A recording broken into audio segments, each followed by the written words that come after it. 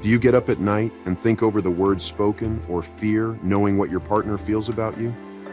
Too much analysis in relationships leads to feeling a heaviness around one's neck that only anxiety and self-doubt can cause. If you've ever dwelled on the tone of an innocuous remark or expected the worst, then you are not the only one. This video is dedicated to what happens when two people are together and how overthinking can ruin everything between them. These are some realistic solutions that will assist you in getting over these mental barriers and building a much healthier and happier relationship. Hello everyone, let's go through the first step to break away from the clutches of overthinking. If overthinking in relationships can be put into a figure of speech, it would be putting on a pair of dirty glasses. When we decide to have such type of perception towards our relationships, everything becomes distorted and hazy. They could say something to you, and you could take it as a big issue even when it was not intended to be so. What was once a tiny conflict begins to manifest as impending evidence of a mismatch, which makes you debate the existence of your relationship. This can, of course, distort a person's view and automatically brings eyes off the love and affection that should be in the relationship. Where overthinking occurs, there will be a tendency to emotionally disconnect from your partner.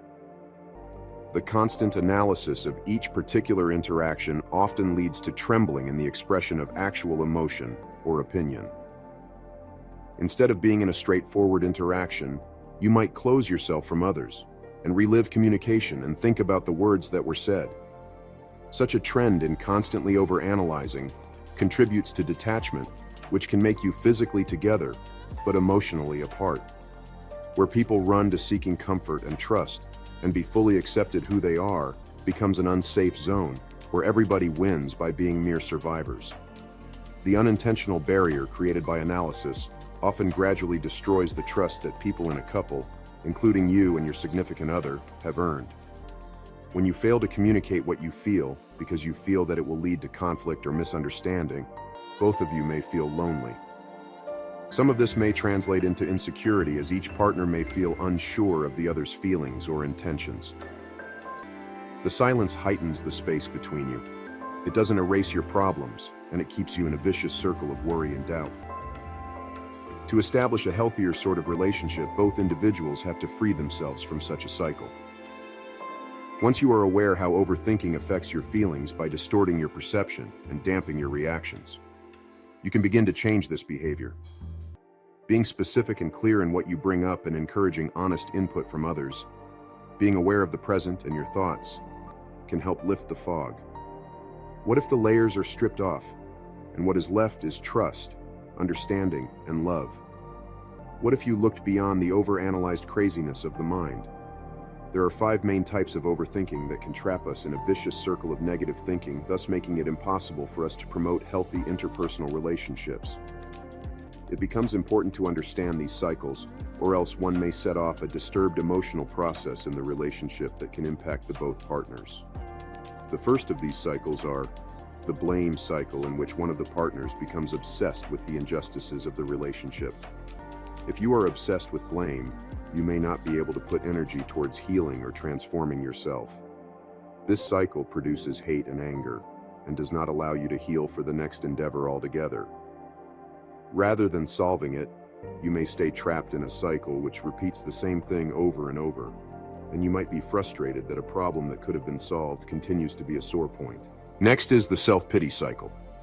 In this cycle, one of you sees oneself as helpless and respects the other as the only authority figure, taking the attitude that all damage in the relationship is endured through own misconduct. Such a viewpoint creates helplessness and inability to act or make any decisions. Instead of motivating oneself to change for the better, you may end up in a pool of complaints. This negative attitude becomes counterproductive in 2 ways. First, it demeans your self-image, and second, it creates a barrier in the way you communicate with your partner and make him/her receptive to reason. Understanding this pattern is the first step towards creating positive change and regaining control of decision-making in the partnership.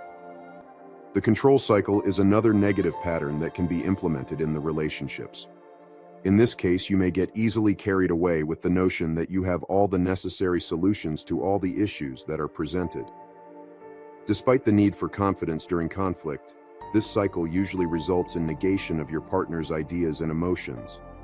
But when one of them takes total charge of making decisions and how to solve problems, this shifts power unevenness in the relationship.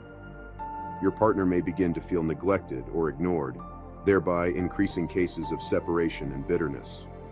It is possible to recognize equally that valuing inputs from the partner is the key to regulating and strengthening the relationship that the two of them maintain. The doubt cycle and worry cycle just add an additional layer to all of this. In doubt cycle, there is always doubt concerning the abilities to maintain a positive impact in the aspects of a relationship. You may end up frozen into inactivity, unable to take steps that are required to correct problems when one obsesses over perceived defects, one's own, and those regarding the relationship as well. This self-sabotage will give both parties a vicious cycle of no action, which is unproductive and keeps both partners distant from each other. Likewise, the worry cycle confines you to a state of anxiety as you churn over to the worst thoughts. Don't get to truly appreciate your current reality. This fixation with imminent threat taking you prone to avoid communication, or by extension voicing out your opinion, thus leading to social isolation, which is very unconstructive to any relationship. Detachment from these patterns is crucial if real positive changes in a relationship are to be brought about. One reinforces the other, and this creates a cycle which hinders one from being intimate emotionally. If you know and come across these destructive behaviors, you can do something to encourage a positive way of interacting with each other in love. This trip can take a lot of work and a lot of thought, but the payoff is a partnership built on trust, respect, and love, based on mutual support. Then how does one get to know that overthinking is costing him or her their relationship? Here are some key signs. Persistent anxiety is one of the best examples of such significant indicator. Things like being happy or being stable should enable one to be free from anxiety. But if you realize you are still anxious, it cautions you that overthinking is disrupting one's life. It can result in your regularly questioning your partner's statements or behaviors, and assuming that factors behind a certain movement are negative even when as an ordinary gesture. The next sign is behavioral and is referred to as dwelling on the past. If you realize that you are constantly dwelling on some conflict or a perceived offense, it means that your mind is stuck in that specific rut and cannot allow the two of you to grow and amicably let go of the contentious issue in a relationship. Emotional withdrawal is another condition that highly overthinkers experience. It is what happens when you step back from a loved one or when it is difficult to open up to that special someone. This withdrawal may estrange your partner so that he or she cannot reach out down your defense or protective wall. Further, if you feel that you have a need for reassurance, which is told by such questions as, "Do you still love me?" or "Are you angry with me?" It implies that your mind is in overdrive or you are so stressed up. However, usually such a search for comfort can bring out underlying feelings of incompetency and consequently cause a loop of worrying. Though these signs are not always obvious, they seem to act in disguise as caution or realism. Yet they can tell us that the fear and doubt is operating your thoughts and feelings. Recognizing these symptoms is the primary process in stopping negative thinking patterns and creating a healthier and more trusting relationship. It was very important to create a sense of self and also to introduce rituals in your daily life. Taking 5 to 10 minutes to think about what you are feeling can greatly improve the distinguishable quality of your feelings, as well as the quality of your decisions. First, take some time out to think and feel about the issue you are going to write about. When you experience anxiety, take a moment to pause and ask yourself critical questions. What kind of cycle exists at this moment? Do I subconsciously get my partner in trouble over past wrongdoings? On reflection, answered in light of the goals established for this paper. Am I focusing too much on what might happen in the future? Such an approach can be useful to find out which kind of thoughts you intentionally produce in your everyday life. Writing a diary can be of great use at this stage.